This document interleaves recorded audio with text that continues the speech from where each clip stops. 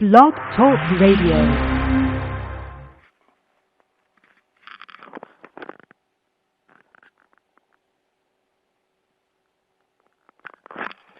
Boa noite, amigos. Estamos aqui começando mais uma emissão do True Outspeak, Sinceridade e Fato. Como sempre, vou começar lendo aqui o editorial do Diário do Comércio, que eu acabei de enviar para lá. O título é Por Baixo da Mesa. Irmão siamês do desconstrucionismo, o multiculturalismo é assim definido por um professor uspiano. Abre aspas. Não tem sentido falar de verdade tout court, só de verdade para um determinado grupo cultural.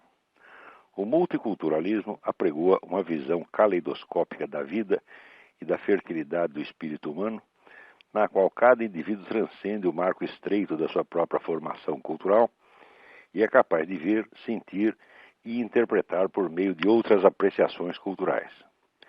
O modelo humano resultante é tolerante, compreensivo, amplo, sensível e fundamentalmente rico.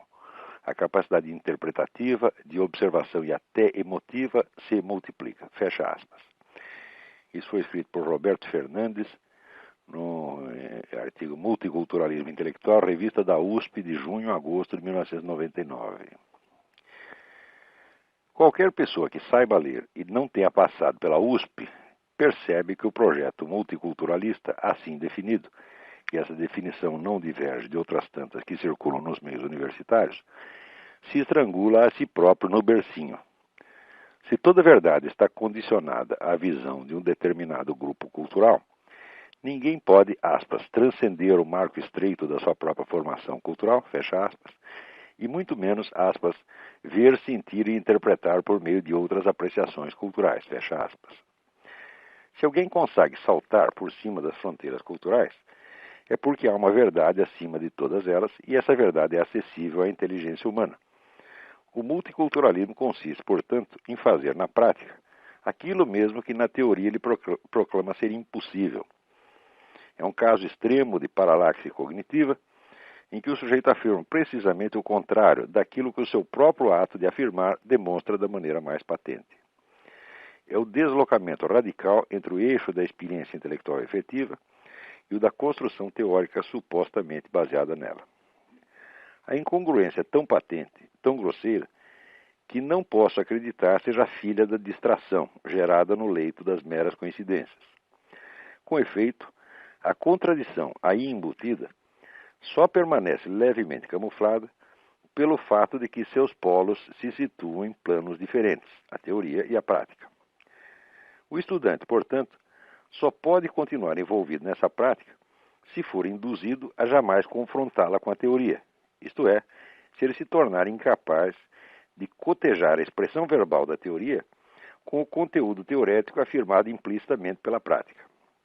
Dito de outro modo, o adestramento no multiculturalismo consiste em habilitar o aluno para se persuadir de que sabe alguma coisa sempre que não sabe o que está fazendo com ela. O multiculturalismo é uma técnica de autoembotamento intelectual baseada na estimulação contraditória rotinizada.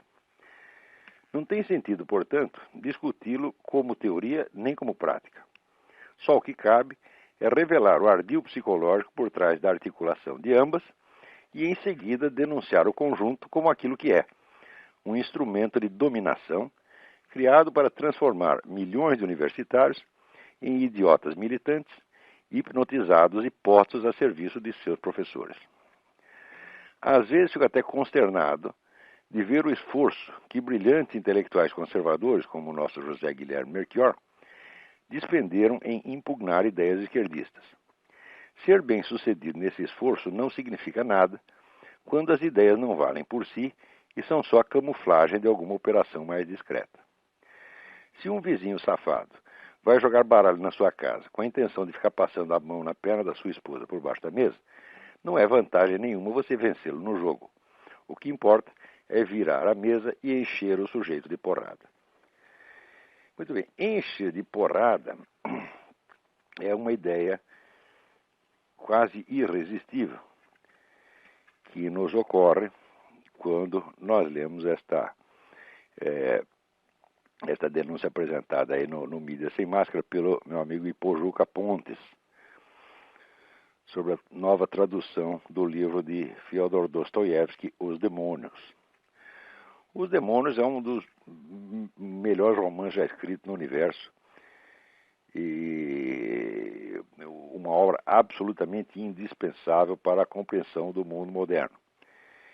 Nela, Dostoiévski, que era um sujeito que tinha a prática dos movimentos revolucionários subversivos por ter participado deles, mostra o modus operandi, né, desses movimentos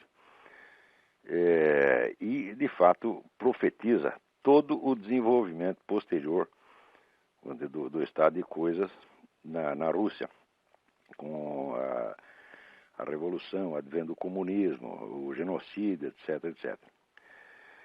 Ora, o tradutor, um tal de seu Paulo Bezerra, que é um camarada que estudou na União Soviética no tempo do comunismo, o que já é altamente suspeito, porque nós sabemos que todas essas bolsas de estudo que eram distribuídas às centenas, às milhares aqui no Brasil, para estudar na União Soviética, eram tudo coisa da KGB. Então, quer dizer, o currículo desse homem já não o recomenda muito. Mas esse o Paulo Bezerra, na apresentação que ele faz do livro, ele procura dar a ideia de que Dostoiévski não está denunciando o comunismo, apenas o stalinismo. Eu digo, olha, peraí, Dostoiévski não era tão profeta assim, quer dizer, para prever que dentro do fenômeno geral chamado comunismo ia aparecer especificamente uma variante chamada stalinista. Não, ao contrário, vamos dizer, o mal, a brutalidade, a má intenção que ele denuncia são do movimento socialista em geral, do movimento materialista, do movimento revolucionário em geral. Ele está falando contra todo mundo, anarquista, socialista, comunista, todo mundo. E o sujeito tenta aqui, vamos dizer, limpar a barra do movimento comunista e aproveita para falar do mal do George Bush. Quer dizer, o George Bush então seria culpado de todo o mal que está sendo denunciado pelo Dostoiévski. Ora, isto é de uma vigarice absolutamente intolerável. Quer dizer, o que se pode fazer com esse seu Paulo Bezerra? Cuspir-lhe na cara, né? Acho que não adianta nada, porque o sujeito tem cara de pau, nem isso vai se tocar, né? Mas fique aqui, claro que esse seu Paulo Bezerra é um vigarista intelectual de marca, tá certo? Alguém cujo trabalho certamente não tem valor nenhum e que deve ser solenemente ignorado. Fica aqui registrado o protesto contra essa editora 54, que confia num vagabundo desse. Tá? Quando existem tantas traduções anteriores de Dostoiévski, algumas muito boas. Eu ainda acho que aquela edição da antiga José Olímpio, que tinha uma edição em 10 volumes, ainda é o melhor. E a própria edição Aguilar, embora as introduções não sejam muito adequadas, também é uma edição boa. Então evitem a edição da editora 54. Não comprem essa porcaria. Leiam, prefiram ler até Dostoiévski, alguma outra tradução, leiam até em malaio, se for o caso, mas não comprem a edição da editora 34, que tem o serviço desse seu Paulo Bezerra, ou Paulo Vaca, que é uma porcaria. Seu Paulo Bezerra, procura outro emprego. O senhor na esfera intelectual é um verdadeiro bosta. Esqueça. Vai trabalhar de frentista de posto de gasolina, tá certo? Vai ser banqueiro de bicho, vai fazer alguma coisa decente. O que você está fazendo é uma pouca vergonha.